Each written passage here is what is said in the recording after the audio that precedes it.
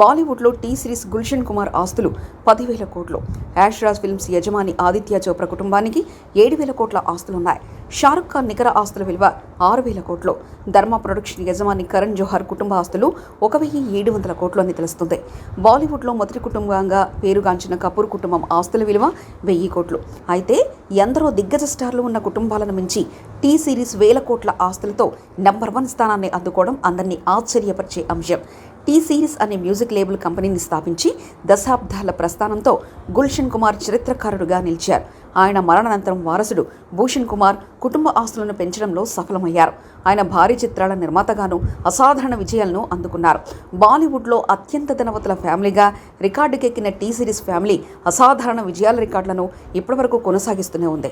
ఆ కుటుంబం నికర ఆస్తుల విలువ సూపర్ స్టార్లుగా ఉన్న కపూర్లు, బచ్చన్లు, ఖాన్ల, జోహార్ల వంటి ప్రఖ్యాత కుటుంబాల సంపదను మించి ఎదిగింది.